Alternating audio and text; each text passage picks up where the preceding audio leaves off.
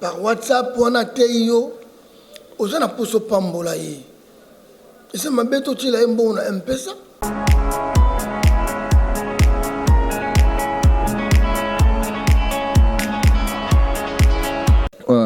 Merci na balandinyo ya Congo Canal 26 la chaîne internationale Bemoko oyo izwami bongo na monde entier mokili nyos balanda kaka chaîne oyo nazo senga na bilo continuer toujours kolanda chaîne oyo nyos ba s'abonner kete bo profiter ko s'abonner vraiment massivement na kati ya chaîne moko oyo ya ma Béatrice Bukasalau bigi mama ole bazo benga mama malamu mama boboto. Émission to solo la o quand même bon na Mike de la Roi des Amba papa na Samarange émission à lelo to yambela bino prophète to pasteur Yves Samba toujours ne to bandara mais to kata ke na minute on ndanu wana to continuer on a journal lelo pour trouver à la prochaine to développer ndengeni.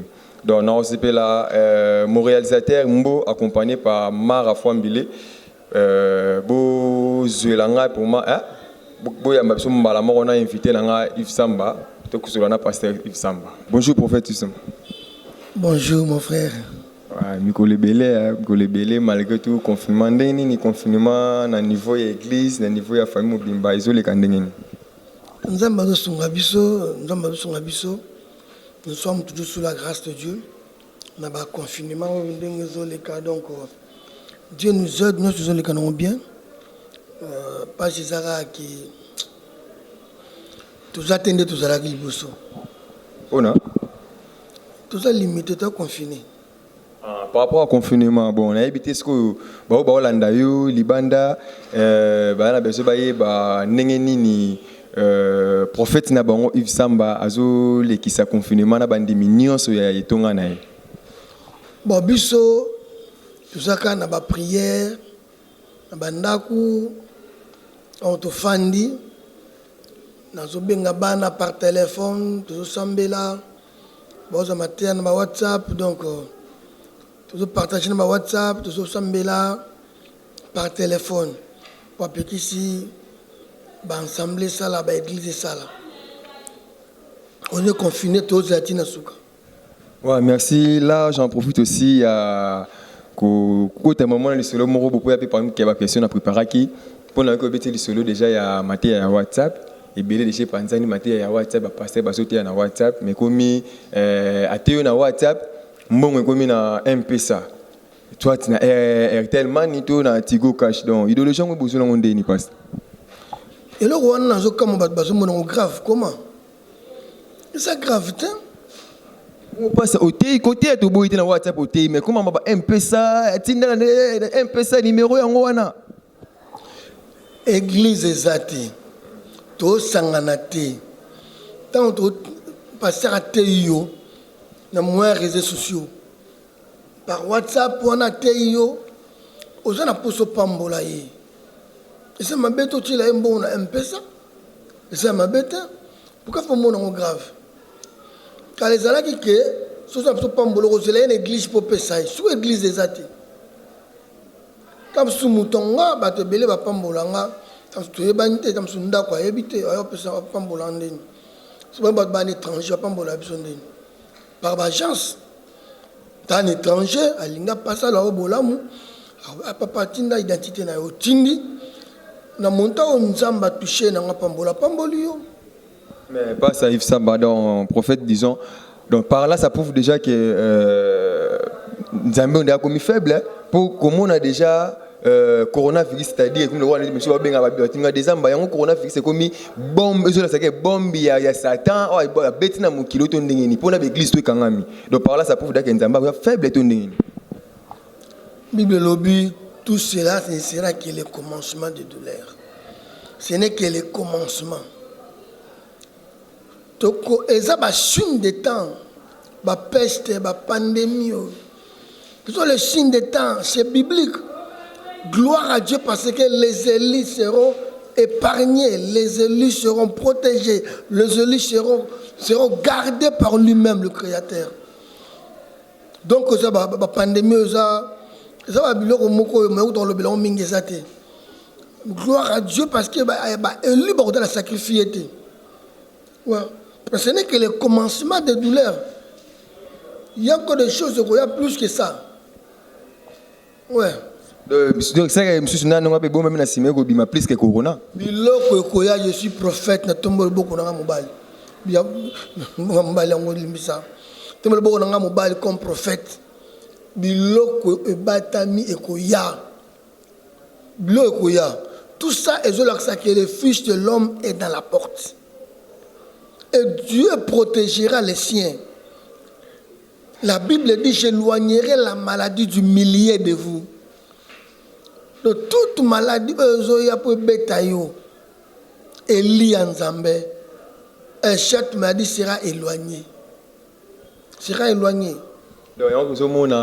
Donc, si vous comprenez bien, Marambo déjà prophète, depuis qu'elle préparer là déjà idéologie, il y a Suki n'a pas la Bible, hein? Pas ça, il faut savoir bien Suki n'a pas la Bible. Donc idéologie ne va prophète n'est pas pour préparer coronavirus. Aucun prophète de la terre a préparé coronavirus. Azati. Tout le monde a dit bon, on a mis cette prophétie à Nia, ceux qui n'ont pas la Bible, pour y circuler dans le monde, c'est tout le monde qui a. J'étais contre ça. Contre ça, pasteur? Ouais, j'étais contre ça. C'est purement diabolique. Comment diabolique? Mais c'est loco, ba collègue na bino, ba prophète, ba pasteur, ba docteur, oya bugaki bonzambe, ndi ba bandaki mamamboana. La Bible dit tous ceux qui descendent d'Israël ne sont pas israélites. Tous ceux qui descendent d'Israël ne sont pas israélites.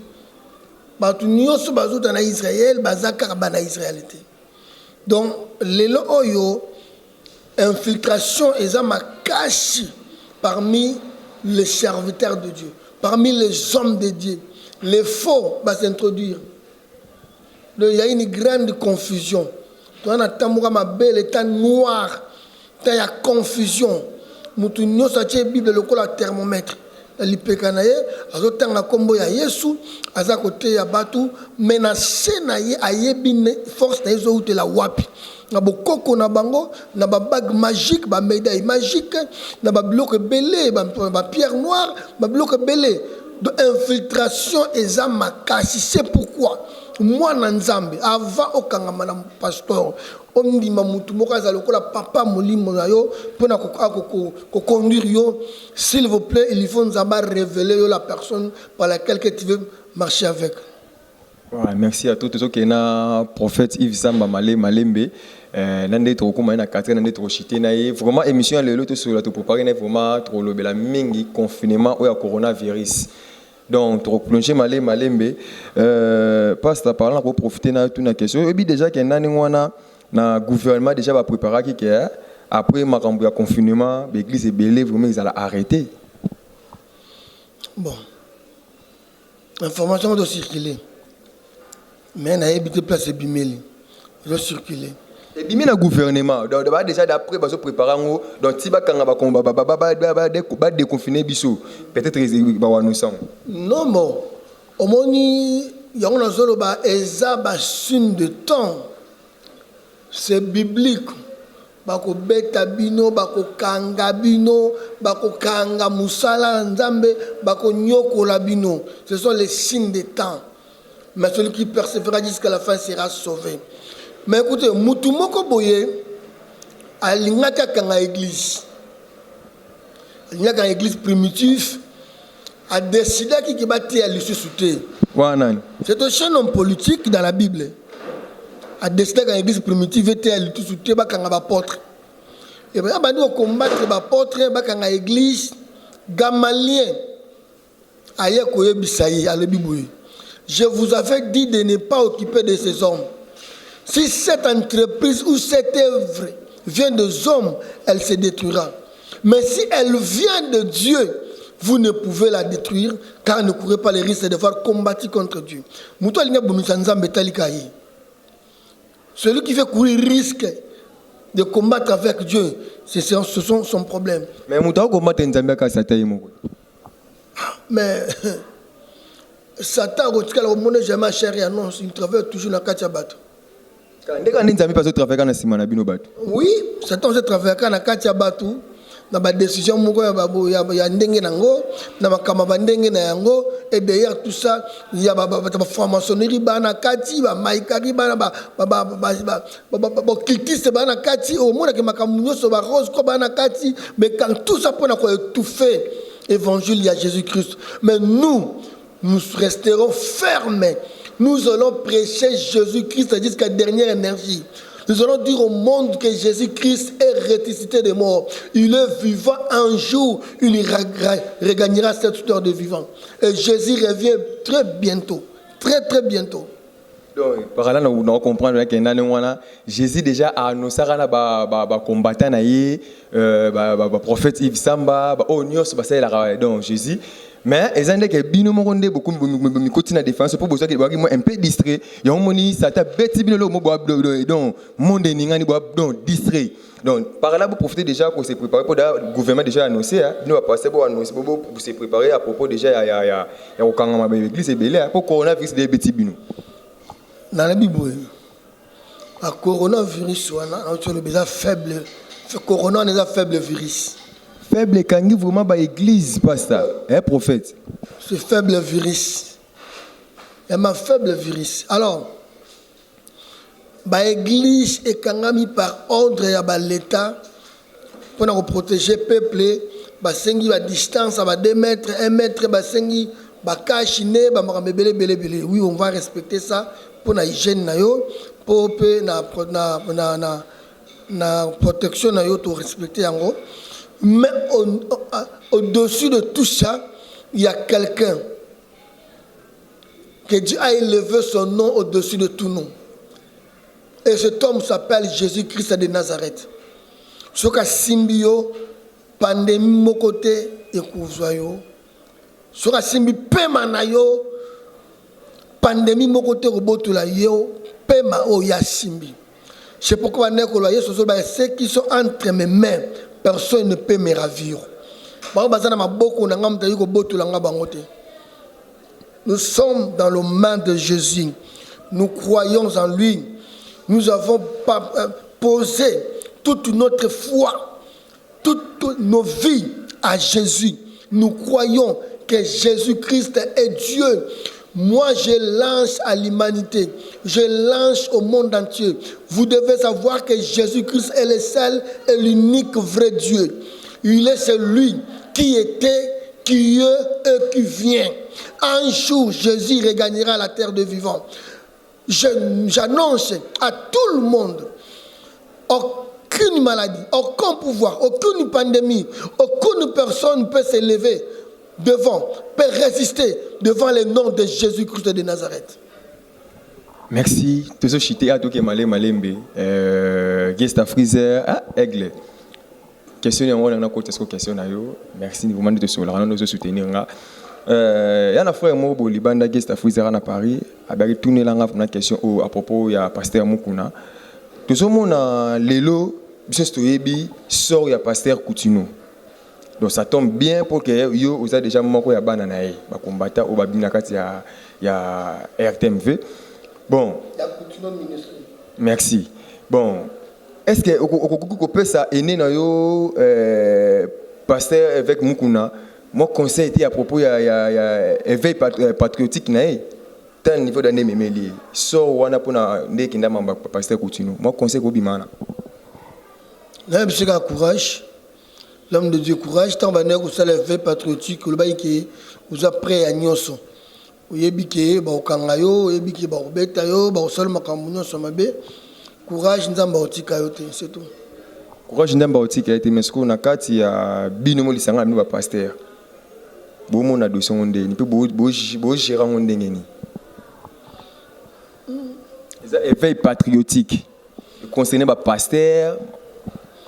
Dossier c'est forme politique échangera pendinga aux allez là. Omoni Jésus-Christ dans ayaki akutaki ba couche belé ba pharisiens ba sadducéens akutaki sénédrin akutaki ba scribe ba to ba zaki plus ba religieux.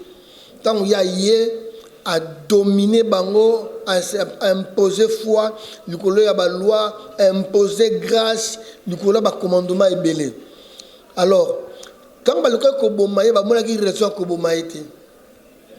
Raison Kobomaye Zalakite. Moi, tant que n'a pas Pilate, je trouve en lui aucun motif de condamnation. Raison Kobomaye Zalakite. Il a politisé le problème. Il dit qu'il est roi. Nous avons qu'un seul roi, c'est Hérode. Donc, quand on a commis un roi, il s'est fait l'adversaire d'Hérode. Il veut s'égaler à Hérode. Donc, Ju Makambango, il a une chance politique. Alors, il n'est pas gouverneur Caïf. Pilate a tourné Jésus. Es-tu le roi des Juifs? Je sais que tu le dis, je le suis. Même mon royaume n'est pas d'ici-bas.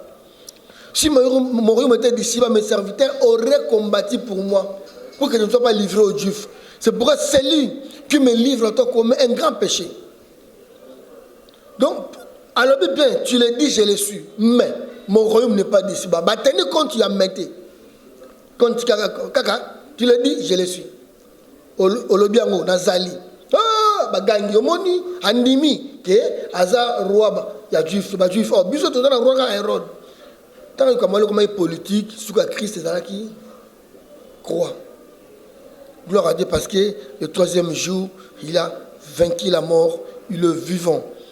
Donc dossier sur relatif manteau politique et changera peu façon.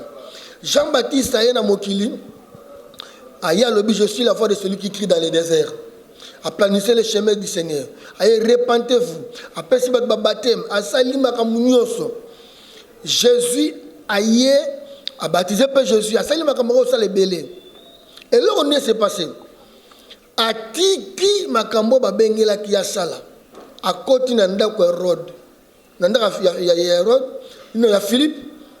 A Bandi Mbala. Non, Nanda Hérode. A Bandi Mbalamoko. À continuer dans le sens politique.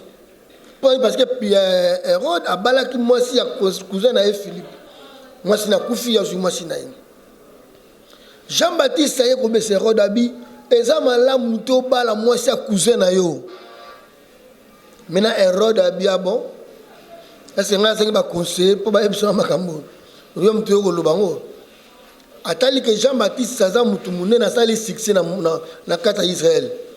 Ceux qui ont abîmé la likambo libane yebane pas batu ils ont la danger à Kangé à Tchèque na prison depuis à côté de la prison mukolomoto disait que non talai et le mbisa qui même kondima Jean-Baptiste alobi bogo no ko tuna non Jésus en bo tuna non est-ce que ça y a nio il fallait y a ou bien tout c'est la mususa oya. Or c'est lui qui a présenté Jésus dans Jean 1 que voici l'agneau de Dieu qui ôte le péché du monde. Jean chapitre 1 verset 26. Et c'était lui qui a présenté Jésus. Voici l'agneau de Dieu qui ôte et non celui qui coupe, mais il ôte, il déracine. Qui ôte le péché du monde. Tu comprends? Mais tant que tu as bolo qui ça totalité.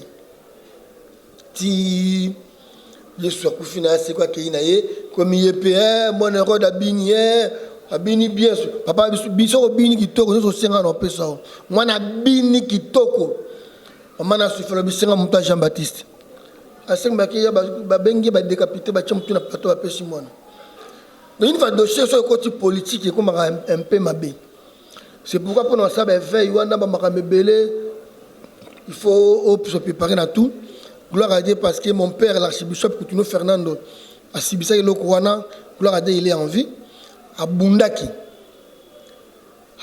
sauf le Kouana, tant du temps que Salamaki, tout cela qui wana, et Tombola qui m'a camboupé, et père qui conscience. Donc, pasteur, nous sommes ça les veilles na Simanaye, alors Machika n'a pas prince Oyo, archibishop à Tikaki déjà. Tombola Marambu, niveau ya Mambabala, to yakibo nzambe spiritualité. Conscience. Il y a peuple congolais la mukati pour Mbokanaï. Merci à trop. Ah, vraiment, non, c'est là. Mon frère Mbo, accompagné là, Yaya Naïmar en régie. La question, vraiment, on a pour dernière question, on a posé prophète Yves Samba. Non, c'est vraiment Mbo. donc zoomer personne répondre zoomer à ça conseiller répondre pour ils na mutu moko abenga na niveau Espagne Chadran Pongo ils ala conseiller ko donner dans l'émission ou ka réponse na yango ils na voice moko ils ont circulé makasi voice moko circulé makasi na kombo ya pasteur Yves Samba na yokaki yango ngape batindela ngango ami mo libanda soki eza na combat moko boye na ko pena combat moko ya mwana moko boye muki ya sita il paraît aller 12 personnes dans les cas inani bon na ebiti na ebiti ce que pona mwana wana ni va kolia wana bo senti c'est kindoki ou to bo futa batu wana ou to bo sala nini na ebiti pour ça il faut me expliquer batu ba la na propos ya voice wana. Peuple de Dieu, le temps est tellement noir. Oui, c'est vrai. Ami on a solo bana Chadran Pongo niveau Espagne platine lenga voice wana. Merci vraiment na voice wana. Voice wana etamboli makasi on s'appelle mingi ponango. Tokendaki na avec Jerry Pembele. Ba benga ibiso na kamuko na funa. Tokomi kuna kato yelaki makamu tous. De tema mwana moka bimi Karine. Na tuni mwana ozana jini. Maman na beza na 13 ans. C'est moi avant d'ana. Toi tu as qui n'a pas batindi bon ya kebel batindi aye. Abi prophète wa benga avandi. Bani ko sona mo na miso ya papa na mama na ye. Na bisena apesa kindoki. Loba vérité pour obika. So lobi vérité tenzamba obetuka shikon va miso parent. Et salike moi na bangi mama na ya tuniye ozaka na kindoki. Abi oui maman. Ah bah français bien. Voilà moi na ngoyimo. Ah bah français bien. Muda pesi kindoki maman le panga ba voisin. Donc voisin na bango que maman le panga na bango. Nde apeke kindoki wana. Mwana wana allié 7 personnes. Na kata famille asili bomi 7 personnes en famille moko s'il vous plaît parce que pas une famille moko to famille différente famille na bango famille moko ni da kota maman kota papa ba mort zo leka ye mutazolia ba tunyo les yeux fixés vers l'empaka que non ba tata ba ko fa teka ko bomaka batu tellement ba pena ba problème parcellaire ba bengela biso ngona ba pena premier parcellaire alors ba tchema kamutuka ko eza conflit parcellaire ba bazo bomaka batu boyo nzoka mwana wana nde mutu actrice ya film ye mutazo bomba que maman wana pe il y a aussi 7 personnes dans la famille bango mibale na 3 personnes ya veni de makambo ba sali na kati ya veneza grave. Wana mwana wangu mtazo ya zubete ni. Mwana bana mza papa na ye na mama na ye. Papa toki afungule ba bouton. Taka nelanga bo muta toki ta mutuka minene. Mama ko molela ngabino. So leli o lembisa o lobate. Si ça tout ça, zala kimia aloba nyos. Mwana lobi c'était terrible. Alors ça li que papa tombo ki ono fa funda.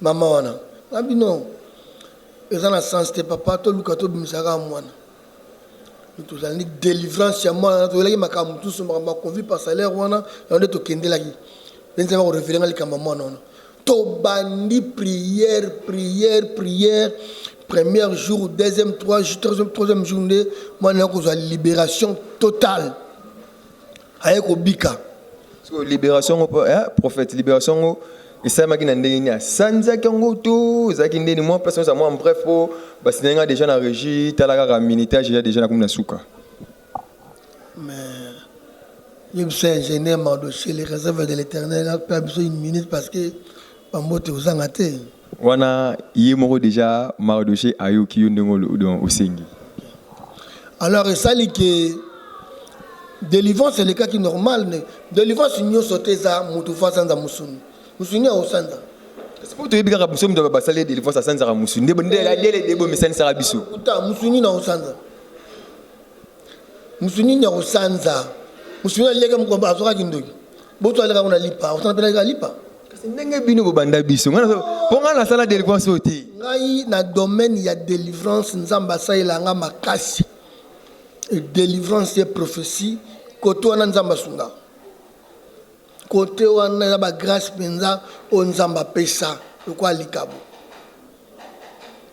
délivrance ya like j'ai des yeux spirituels moi je vois non s'il vous plaît pasteur s'il vous plaît donc dans za bonabi ki nzamba sunga surtout préparer pour une émission la prochaine on va bien tout proposer donc tout préparer c'est délivrance mais on a besoin au chiter nous à propos ya nini ya explication ya moi on a trop parler sur délivrance après voilà moi on a j'ai des yeux spirituels tant que sambila na moni koma l'esprit cet esprit bato ya bomaki atambola wana bango moni ndeni bazo quitter na nzoto cet esprit babimi allez moko susu yeko bima su quelqu'un au 8e esprit ce ko evanda ikatnel ko la sirène na buto renya makasi na moni tant esprit bimi na kan kena kan nde mona surtout ki abandi ko loba bandi ko lela mama azoko ba ko pa ndako na bango te bandi lela nga bisi ba famille na be lokola mwana biki na ye esili boko so ko ta kuna te faut papa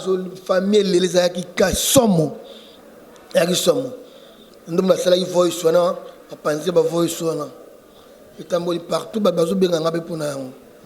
Merci d'ailleurs binomo bolandi boyoki vraiment to komi na suka émission na biso na rozala ingraté na pesa prophète Yves Samba moi quelques secondes na ya ko remercier ba o to bazo sunga na kuna kibonzambe na nyonso donc na pendant confinement hein pas ça moi quelques secondes pour que tu chite émission na biso peuple de Dieu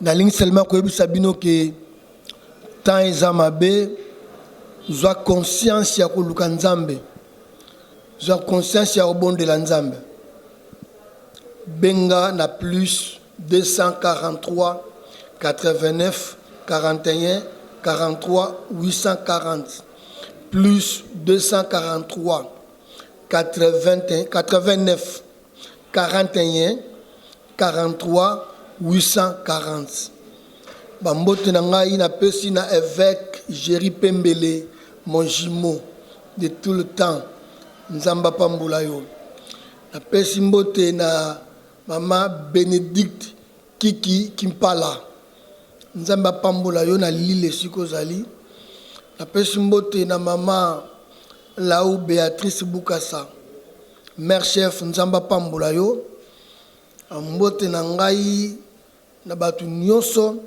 oyo bazali ko soutenir be mission nanga o bazako benga nga obino nyonso na babenga te nzamba pambola bino boza conscience problème nyoto za nango numéro yango wana benga tokosolola mbote lisusu na frère Mbo ingénieur mbote na frère Mardoché le réserve de l'Éternel mbote belé na yomoko des Zamba. Merci prophète Yves Samba. Je vous remercie vraiment on dit que répondre à l'invitation à l'émission tout solo là. Maman Sarah Bolingo. Nzamba pambola yo. Maman Sarah Bolingo Nzamba pambola yo. Donc avant l'émission c'est comme na suka mon frère Mbo nande konanga mara en direct. Bo faire chiter nga vraiment awa tous ala non liboso avant na to chiter na kosenga na bir bo la émission ou bo s'abonner vraiment na chaîne na biso international Congo Canal 26 TV chaîne ya maman Béatrice Bukasala o lelo baso benga ye maman formidable tema beauté ma bobo teleki maman tozomona continuer toujours à ndengwana continuer toujours ndengwana émission ya ngoyo donc bye bye au revoir.